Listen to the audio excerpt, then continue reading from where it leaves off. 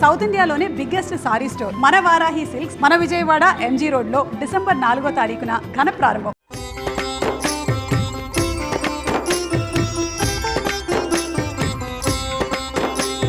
నమస్కారం. విష్ణు పురాణం తరువాయి భాగంలోకి వచ్చాం.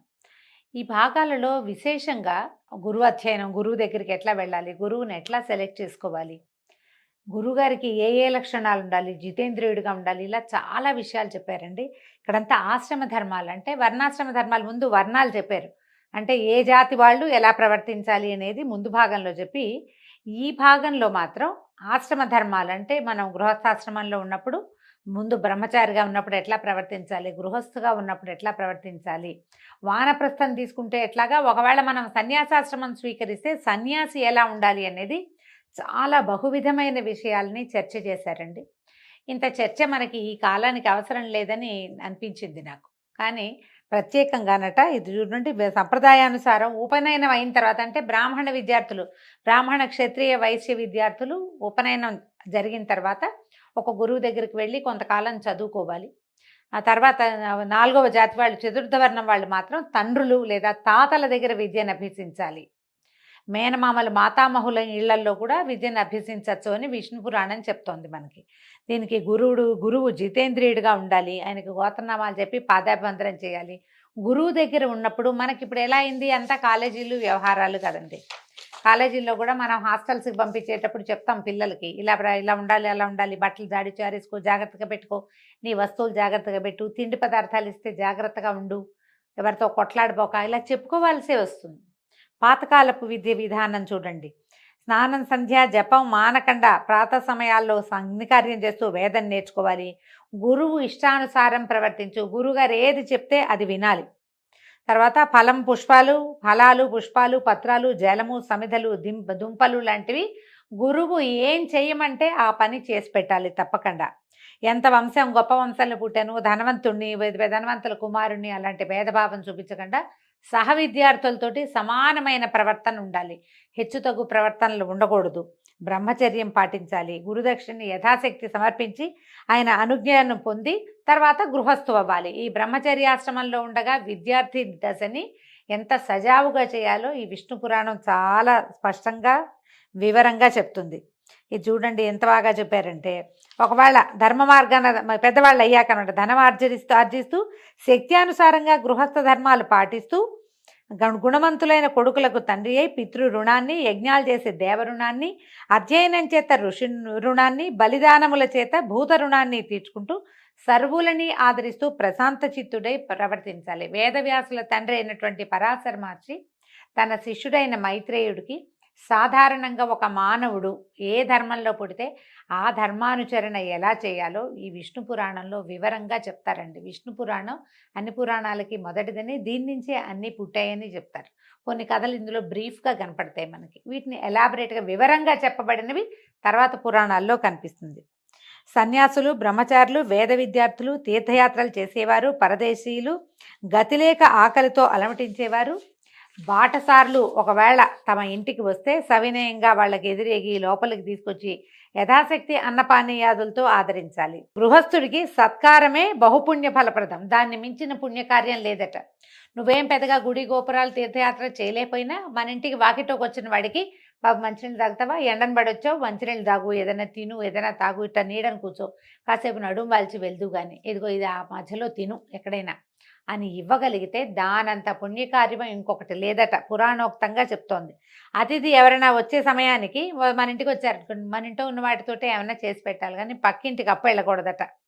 తర్వాత ఒకవేళ కనుక గృహస్థు ఇంట్లో నుంచి అతిథి ఏ సత్కారము పొందకుండా, అంటే కనీసం మంచినీళ్ళు అడగటం లాంటిది కూడా చేయకుండా పంపించేస్తే దాంతో ఎంత పాపం వస్తుందో. ఇట్లా గృహస్థ ధర్మాలన్నిటి సక్రమంగా పాటించి దైహిక జీవితం అంటే మనం హాయిగా సుఖంగా తినటము, సరిపడా తింటూ ఉండటము, ఇతరులని ఆదరించటము, మనం ఏం చేయాలో ఆ క్రియలు చేస్తూ మరణించిన వాడు హాయిగా స్వర్గాన్ని పొందుతాడట. గుణవంతులైన పుత్రులు ఒకవేళ సంతానం ఉంటే వాళ్ళకి విద్యాబుద్ధులు, వాళ్ళకి రెక్కలు వచ్చేదాకా వాడిని పోషించి వాడికి ఏదైనా నేర్పించి చేయాలట తప్పకుండా. గృహస్థ ధర్మాలు వాళ్ళకి బోధించి వీళ్ళు గృహస్థుతో సహా, భార్యతో సహా గృహస్థు వనవాసం అవ్వాలి. ఆ కాలంలో ఈ వానప్రస్థాశ్రమం అనేది ఉండేదండి. వానప్రస్థం అంటే అదే వనవాసిగా, ఈ ఇల్లు వాకిలి ఈ పాలు తోడు పెట్టుకోవడం, కుక్కల్ని పెంచడం, మనవరాళ్ళని ఎత్తుకోవడం, బంగారాలు వెండి చేర్చటము, ఈ వ్యవహారాలు ఏం లేవు.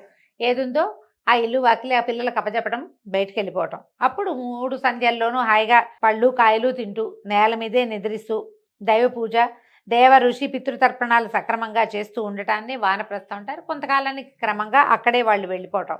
తపశ్చర్యతోటే ఆ కాలంలో, అంటే ఇది కృతయుగం నాటి సంగతి కదా, అప్పుడు ఇట్లాగే చేసేవారు. ఇక సన్యాసులైతే పుత్ర కళత్ర మిత్రాది సంబంధము, భూమి పుట్ర తోట దొడ్డి ఇల్లు వాకిలి అనే స్మరణ, నాది అనే భావం లేక మత్సరాదులకి మనసును చోటివ్వక, ఎవరితోనూ మాటలతోటి కూడా సంబంధం ఉంచుకోక, ఆకలి దప్పులకి లొంగకుండా ఉండటమే సన్యాసికి ప్రధాన ధర్మం అట.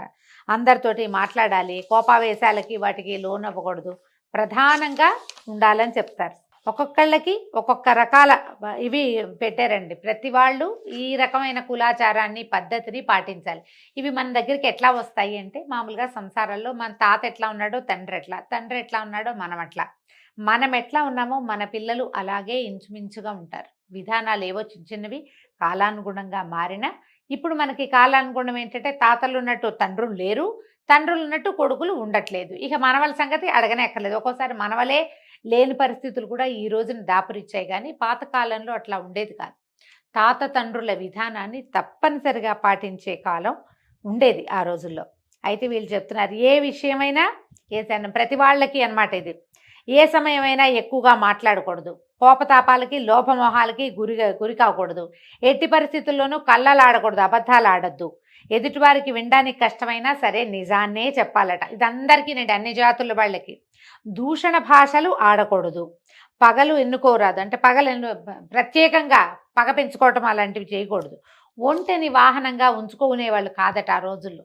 వాహనంగా మరి ఇప్పుడు ఈ రాజస్థాన్ ఆ వైపు వాళ్ళు అలాగే కదా ఉంచుకుంటారు. మన వాళ్ళకి ఏం చెప్తాం, గట్టు దగ్గర ఉన్నటువంటి చెట్టు కింద పడుకోకూడదు. ఒక్కొక్కసారి పైనుంచి వాగేదైనా వస్తే గట్టు లాగేస్తుంది అనమాట, అందుకని పడుకోకూడదు అనేవాళ్ళు. కులాచారం విడిచి ప్రవర్తించే వాళ్ళతోటి, దొంగతోటి, వెర్రివాడితోటి, పగవాడితోటి, పాపపు పనులు చేసేవాడితోటి, జార చోరులతోటి, అసత్య భాషణుడితోటి, విటునితోటి, అప్పులవాడితోటి, సత్కర్మలు ఆచరింపని వాడితోటి మైత్రి చేయకూడదు. ఇలాంటి స్నేహితులతోటి ఉంచుకోకూడదు స్నేహాన్ని. ఒంటరిగా తోవలో పయనించకూడదు. ఎప్పుడైనా సరే ఒంటరి ప్రయాణం బాధాకరమేనండి, తప్పకుండా తోడుండాలి. పొంగి పొర్లుతూ ఉన్న ఏటిలో దిగి ఈదకూడదు. ఇలాంటివి కొన్ని ప్రత్యేకంగా చెప్పారు. మాటికి బిగ్గరగా నవ్వడము, పళ్ళు కొరకటము, అనరాని మాటలాడము, విచ్చలవిడిగా తుమ్మటము, అంటే తుమ్ము వచ్చినప్పుడు నువ్వు మొహానికి చెయ్యి అడ్డం పెట్టుకోకుండా తుమ్మటం కానీ, ఎంతసేపు తలగోక్కోవటం, ఇవన్నీ దుష్టచేష్టలు. మంచి బాడీ లాంగ్వేజ్ బాగుండదు అనమాట, అవి చేయకూడదు అనేవాళ్ళు. పుల్లలు విరవటము, పగబట్టి పైవారితోటి మాట్లాడటము, వడివడిగా ఎంతసేపు పరిగెడుతూ ఉండటం, గోటితో గోర్లు ఇట్లా తీసుకుంటాం, అది అసలు మంచిది కాదు, చేయకూడదు అంటున్నారు. ఇక ఎన్ని రకాలోనండి ఇలాంటివి.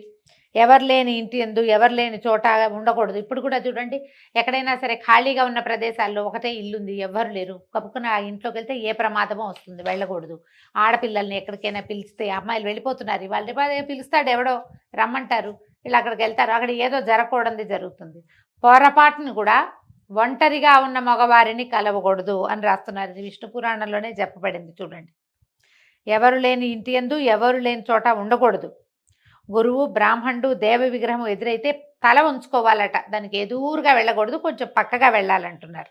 కొన్ని ప్రత్యేకమైనవి, హోమ భస్మాన్ని, ముళ్ళు, మలము, తెగిపడిన కేశాలు, ఎముకలు, ఎంగిలి, స్నానానంతరం తడిచి ఉన్న నేల, వాటిని ముట్టుకోకూడదు. వాటన్నిట్లలోనూ బ్యాక్టీరియా ఉంటుందండి, అందుకని అది మంచిది కాదంటారు. జుట్టు విరబోసుకొని రాత్రివేళ వీధి గుమ్మంలో నుంచోకూడదు. సరైన వస్త్రాలు, ఒంటి నిండా వస్త్రాలు లేకుండా ఇంట్లోంచి బయటికి వెళ్ళకూడదు. వియ్యము కయ్యము తనకి తగిన వారితోటి చేయాలి, ఎవరితోటి పగబెట్టుకోకూడదు. బలవంతునితోటి పగ, బలహీనుడితోటి చుట్టరికము, చాటుమాటుగా ఎవరికైనా ధనం ఇవ్వటము, కోరి కలహానికి దువ్వటము కాని పనులు. ఇవి చూడండి ఎంత విచిత్రమైనవి చెప్తారు. మంచినీళ్ళు, మనం ఇప్పుడు చేస్తున్న పని, అటు ఇటు నడుస్తూ భుజించటము, తాగటము, నుంచుండి ఆచమించడము చేయకూడదు. కలికాలం అంతా ఏంటండి, నిలబడి భోజనం చేయటమే. ఎంత ఖరీదైన పెళ్లిలో అయినా బఫే ఫుడ్ తప్పదు, ఎవరు వడ్డించట్లే. ఇప్పుడు నిలబడి, మన ఇళ్లలో కూడా మనం గబగబా బయటికి వెళ్ళాలంటే నిలబడి టిఫిన్ చేసేస్తాం. కనీసం కొన్ని పద్ధతులైనా మార్చుకోవాలండి. పురాణాల ప్రకారం మన ఇంట్లో అయినా కనీసం కూర్చుని మంచినీళ్ళు తాగటం, కూర్చుని టిఫిన్ చేయటం, కూర్చుని భోజనం చేయటం, హాస్పిటల్ వేసుకుని నేల మీద ఒక 5 నిమిషాలు సమయం ఇస్తే సరిపోతుంది. ఆరోగ్యం పాడవకుండా ఉంటుందట. ఎక్కడికైనా వెళ్తే తప్పకుండా ఎండలో అయినా వానలో అయినా గొడుగు వాడాలట. ఎంత పురాతనమైన పద్ధతి చూడండి. రాత్రిపూట అడవిలోకి వెళ్ళేటప్పుడు తోడు లేకుండా వెళ్ళకూడదు, ఆయుధం లేకుండా అసలు వెళ్ళకూడదట. కర్రో కత్తో ఖచ్చితంగా ఉండాలి. ఊళ్ళల్లో నుండి నాకు తెలిసి మా ఊర్లో కూడా పాలేళ్ళు వాళ్ళు పెద్దవాళ్ళు సాయంకాలం పూట బయటకు వెళ్తే కర్ర చేత్తో పుచ్చుకుని వెళ్ళేవాళ్ళండి. కర్ర లేకుండా నడిచేవాళ్ళే కదా, అందరి దగ్గర చేపాటి కర్రలు ఉండేవి. జ్ఞాపకం చేసుకోండి, మీ ఊళ్ళల్లో కూడా మీరు అలాంటివే చూసుంటారు. ఈ రకంగా మనం సదాచార సంపన్నులుగా సాత్విక గుణాలు కలిగిన వాళ్ళమై పరపీడ పరనింద చేయకుండా ఉంటే కనుక పావన జీవనం అవుతుంది. ఇది పవిత్రమైన జీవితం కిందే లెక్కట. ఇది జన్మాంతమందు వీళ్ళు పుణ్యలోక నివాసులు అవుతారు. అయితే అక్కడి నుంచి పితృకాండ కూడా అడిగారు, ఎట్లా పితృకార్యాలు చేయాలి, ఎవరైనా మరణిస్తే ఏం చేయాలి అని అడిగితే ఇప్పుడు దీనికి ఒక్కొక్కటి ఒక్కొక్క పద్ధతిగా చెప్తారండి. బ్రాహ్మణులకు 10 దినాలు, క్షత్రియులకి 12 దినాలు, వైశ్యులకు 15 దినాలు, శూద్రులకు 1 నెల సూతకం ఉంటుంది. సూతకం ఇప్పుడు మనం ఏడాది సూతకాలు ఉన్నాయి కదా, అందరికీ కాదు, కొంతమందికి ఒక్కొక్క రకమైన సూతకం ఉంటుంది. ఆ సూతక విధిని కూడా ఎట్లా మనం భోజనం పెట్టాలి, ఎవరు ఎలా చేయాలి. శూద్రులకి అంటే 4వ జాతి వాళ్ళు, బ్రాహ్మణులు, వైశ్యులు, క్షత్రియులు కాని వాళ్ళందరికీ 1 నెల రోజులే సూతకం. ఆ నెల తర్వాత బట్టలు పెట్టేస్తారండి. బట్టలు పెట్టాక ఇంకా సూతకం తొలగిపోయినట్టే. ఏడాది సూతకం వాళ్ళకు ఉండక్కర్లేదట. అంటే మరి పురాణంలో చెప్పారు, ఆయా ప్రాంతాలని బట్టి వాళ్ళకు ఒక పురోహితుడు ఎవరో ఉంటారు, ప్రతి ఇంటికి ఉంటారు కదా, ప్రతి జాతికి ఒక పురోహితులు ఉండటం మనం కనపడుతూ ఉంటుంది మనకి. వాళ్ళు చెప్పిన ప్రకారం పాటిస్తే సరిపోతుంది. మనం దీనికోసమని టీవీలోనో లేకపోతే సోషల్ మీడియాలోనో విని వాటిని పాటించకూడదు. అవి ఎలా చేయాలంటే మన విధానం ఏమిటి అనేది, మన ఇళ్లలో ఆచారం ఏమిటి అనేది తెలుసుకుని దాని ప్రకారమే చేస్తేనే మంచిది. ఈ శ్రాద్ధ విధుల్లో కూడా కొన్ని తినచ్చు, కొన్ని తినకూడదు, కొన్ని పెట్టకూడదు, ఈ సమయంలో చేయకూడదు, ఇలాంటి విషయాలు కూడా చాలా ప్రత్యేకంగానే ఇందులో చెప్పారండి. అయితే ఏంటంటే దీంట్లో ఎవరైతే శ్రాద్ధ విధి నిర్వహిస్తారో వాళ్ళు నగ్నుడిని చూడకూడదు అని ఒక మాట ఈయన చెప్పారు, పరాశరుల వారు. చెప్పేసరికి ఈ నగ్నుడంటే ఎవరు అని అడిగితే, చిన్నప్పుడు వేదాలు అభ్యసించి శాస్త్రాలు చదివి చక్కగా చిన్నప్పుడు దేవతార్చన అవి చేసి క్రమంగా పెద్దవాడైన తర్వాత తను చదివిన శాస్త్రాన్ని తన ఇంట్లో పాటించేటువంటి పద్ధతిని గనక ఎవడైతే నిందిస్తాడో వాణ్ణి నగ్నుడు అంటారట. నగ్నుడు అంటే వస్త్రాలు లేనివాడని కాదు, మన ఇంట్లో ఉంది ఆ విధానం, మన పద్ధతి అది, మనం అలాగే చదువుకున్నాం. మనకు ఒక 30 సంవత్సరాలు వచ్చేదాకా మనం అదే విధిని పాటిస్తూ వచ్చాం.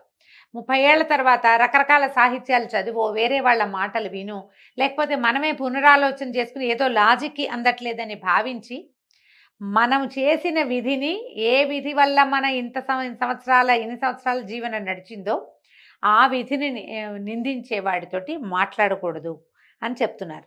పాషండు వేదాధ్యయనం చేసి కూడా వేద పద్ధతిని విడిచి దుర్వివేకంతో అన్ని మతాల్ని ఆదరిస్తూ సంచరించే పాషండుని కూడా నగ్నుడు అంటారు. అలాంటి వాళ్ళతో మాట్లాడకూడదు. దానికి ఒక కథ చెప్తున్నారు.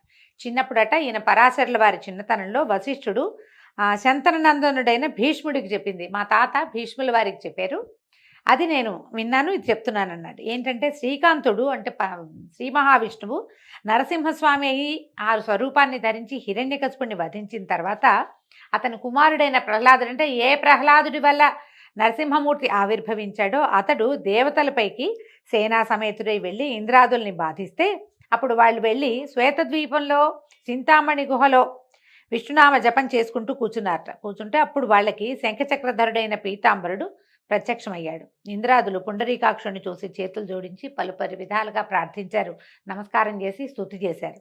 హిరణ్యకశిపుని కుమారుడి వల్ల మాకు ఇలాంటి ఆపద కలిగింది, సర్వేశ మమ్మల్ని రక్షించమంటే ఇప్పుడు ఈయన ఏమన్నాడు, ప్రస్తుతం దానవులు శ్రౌత స్మార్త క్రియలు అత్యాదరంతో చేస్తూ నిజధర్మవర్తనులుగా ఉన్నారు, వాళ్ళని మీరేం చేయలేరు, ధర్మాచరణ చేసినంత కాలము వాళ్ళని ఎవరు ఏమీ చేయలేరు, వాళ్ళు వేదాంగ పద్ధతిని నిజకుల ధర్మాన్ని విడిచి ప్రవర్తించేటట్టుగా వారి శక్తియుక్తులు అంతరించేటట్లుగా చేసే మీకు విజయాన్ని కలిగిస్తాను, అంతవరకు ఓర్చి ఉండండి అని తనలో ఇంచి ఒక పురుషుణ్ణి సృష్టించాడు. అతని పేరట మాయామోహుడట. ఆ పురుషుణ్ణి దేవతలకు చూపించాడు. ఈ పురుషుడు అసురులని వితండవాదంతో ముక్తుల్ని చేసి ధర్మకర్మ విముక్తుల్ని చేస్తాడు, మీకు గెలుపు కలిగిస్తాడు అని అదృశ్యుడయ్యాడు. ఎప్పుడైతే మన ధర్మాన్ని గురించి ఇతరులు ప్రశ్నించినప్పుడు వాళ్ళకి మనం సమాధానం చెప్పలేకపోతామో మనం మన ధర్మం నుంచి పక్కకి తొలగిపోతామండి. ఎప్పుడు ఇలాగే జరుగుతుంది. ఎవరైనా మనకి ఏమిటి, నువ్వు ఈ దేవుణ్ణి నమ్ముకున్నావు, ఇతని వల్ల నీకేమొచ్చింది, నీకు ఇన్ని ప్రాబ్లమ్స్ వచ్చాయి అని ఇలాంటి వితండవాదంతోటే మన ధర్మం నుంచి మనని పక్కకి తప్పించటం జరుగుతుంది. ఎప్పుడు కూడా అంతే. పూర్వం విష్ణుమూర్తే ఈ పని చేశాడు ఈ వ్యవహారంలో. ఎందుకంటే రాక్షసులు క్రూరులు, వాళ్ళని తప్పించటం కోసం, వాళ్ళ నుంచి దేవతల్ని రక్షించడం కోసం, ప్రపంచానికి మేలు కలిగించడం కోసం భగవంతుడు పన్నిన మాయోపాయమే ఇప్పుడు కూడా మన మీద ఇతరులు పన్నుతున్నారు. మన ధర్మం మీద ప్రశ్న వచ్చినప్పుడు సమాధానం చెప్పగలిగే స్థిరచిత్తత మనకి కావాలి అంటే సరిగ్గా ధర్మాన్ని తెలుసుకోవాలి, ధర్మాచరణ పట్ల అవగాహన కలిగి ఉండాలి. లేకపోతే దేవతలు దానవుల్లాగానే మనలోనే కొంతమంది విడిపోయి గొడవలు పడుతూ ఉంటాం. ఇంద్రాదులు ఏం చేశారట, ఆ పురుషుణ్ణి తమ నివాసానికి తీసుకుపోయారు. అతను ఎట్లా ఉంటాడు, విచిత్రంగా నెమలి రెక్కల విసినకర్ర పట్టుకుని, బోడి తల, దిగంబరుడిగా కనిపించేటట్టుగా సన్నని పల్చటి ఎరుపు రంగు కట్టబట్ట కలిగిన వాడికి బట్ట కట్టుకుని తిరుగుతూ క్రమంగా నర్మదా నదీ తీరానున్న దానవుల వద్దకు వెళ్ళాడు. వాళ్ళ చేత తగిన మన్నన పొంది కూర్చున్నాడు. కాసేపు విశ్రాంతి తీసుకున్నాక ఇంపుగా సొంపుగా ఎంత చక్కగానో కబుర్లు చెప్తూ అడిగాడట, మీరు ఇహలోక సుఖాలా పరలోక సుఖాలా కోరి ఈ తపస్సు చేస్తున్నారు దేనికోసం అంటే, అప్పుడు వీళ్ళు ఏం చేశారు, వాళ్ళు చాలా ముద్దుగా చక్కగా అడిగారట, మాకు ఐహిక వాంఛ ఏం లేదండి, పారలౌకిక సుఖం కలిగే పద్ధతి ఏమిటో చెప్పండి అని అడిగేసరికి ఆ మనిషి, ఆ మానవుడు మాయామోహుడు ఇట్లా చెప్పాట, మీకు నా మాటల మీద నమ్మకం ఉంటే చెప్తాను వినండి, బతికినన్నాళ్ళు ఇక్కడ సుఖంగా ఉండటమే కావాలి, చచ్చిపోయిన తర్వాత ముక్తి అంటే ఆ ముక్తి ఎక్కడుంది, అది ఎక్కడుంది మనకు తెలియదు కదా. ఎంత తపస్సు చేసినా ఎంత చదివినా ఎక్కడో దైవం ఉందనుకోవటం భ్రాంతి. వేదశాస్త్రాలు కళ్ళలు, యజ్ఞం చేస్తే గోవధ చేసినట్టే ఆ పాపం తప్పదు. ముక్తి మార్గం తెలియాలంటే నేను చెప్తాను వినండి, ఈ అధమాధములైన వైదిక క్రియలు విడవండి అని ఎన్నో విధాలుగా చెప్పాడు. అతను చెప్పినటువంటి ఆ వెటకారపు ధోరణి, ఆ కేరింతలు, ఆ మాట తీరులకి వీళ్ళు లొంగిపోయారు. లొంగి ఏం చేశారట, మాయామోహునికి మొక్కి వేద మార్గాన్ని విడిచి దురాచారులై చార్వాక బౌద్ధ మతాలు స్వీకరించి పాషండవర్తనలయ్యారు. యజ్ఞాదుల్ని నిందిస్తూ వైదిక క్రియలకి స్వస్తి చెప్పారు. అలా ఉండగా ఒకనాడు ఆ మాయాపురుషుడు యజ్ఞం చేస్తున్న ఒక సోమయాజి వద్దకు తన దానవ శిష్యులతో వెళ్ళి అడిగాడట, నువ్వు జీవహింస చేస్తే పాపం అని వేదాలు చెప్తుంటే నువ్వు దయమాని జీవహింస చేస్తున్నావు, అహింస పరమోధర్మ అంటే అహింస పరమధర్మం కదా, ఆ మాటను స్మరించి ఇలాంటి చెడు పనులు విడిచి ఈ పనులు మానేసి ఈ హోమంలో ఎంతో కొంత పశుధ వధ జరుగుతుంది, అది పాపం అని చెప్తున్నాడు. దానివల్ల నీకు చాలా పాపం వస్తుంది. అహింస ఎట్లా ఉంది, అక్కడ యజ్ఞంలో హింస జరుగుతుంది ఎంతో కొంత, ఇప్పుడు ఈ హింస వల్ల ఎక్కువ పాపం వస్తుందని అతనిని ఎన్నో రకాల మాటలు చెప్పి అందులోంచి తీసుకొచ్చేసాడు బయటికి. ఇట్లా వేదాలు యజ్ఞాలు విడిచి పైతృక క్రియల్ని మరిచి నాస్తికుడైన వాడినే నగ్నుడు అంటారు. ఈ విధంగా దానవులు నాస్తికులైపోయి దైత్య దానవులు నాశనం అయిపోయారు. వీళ్ళు ఏం చేశారు, దేవతలు మాత్రం వైదిక ధర్మాన ప్రవర్తిస్తూ జవసత్వాలు కలిగిన వాళ్ళే అనాయాసంగా అసురులను వధించి మునపట్లాగా యజ్ఞభాగాలు పొందుతూ సుఖంగా ఉన్నారు. ఇది కరెక్టా, ఇది న్యాయమేనా అంటే, ఇప్పుడు న్యాయము అన్యాయము భగవంతుని మించి మనకు తెలియదండి. ఆయా కాలాలను బట్టి ఏది న్యాయము ఏది అన్యాయము అనేది నిర్ధారింపబడేది. మనం ఇప్పుడున్న కాలం వేరు, మనం చదివి తెలుసుకుంటున్న ఈ విష్ణు పురాణం నాటి కాలం వేరు. కాలానుగుణంగా ధర్మం చిన్న చిన్న రూపాలు మార్చుకుంటూ ఉంటుంది, ఇట్లా చెప్పబడింది. కాబట్టి ఈ రకంగా మనం ఏం చేయాలి, ఇలాంటి వాళ్ళు ఎవరైనా సరే ధర్మాన్ని విడిచిన వాడితోటి స్నేహం చేయకూడదు అని మనకి పరాశర మహర్షి మైత్రేయుడికి తెలియజేస్తున్నారు. అయితే ఇలాంటి వాళ్ళతోటి మాట్లాడద్దు, స్నేహం చేయొద్దు అని స్పష్టంగా చెప్తూ ఇలాంటి వాళ్ళతో స్నేహం చేస్తే ఎలాంటి సమస్యలు వస్తాయో వేరే కథలో తెలియజేస్తున్నారండి. ఆ కథని రేపు ఉదయం విందాం. అంతవరకు సెలవు, నమస్కారం.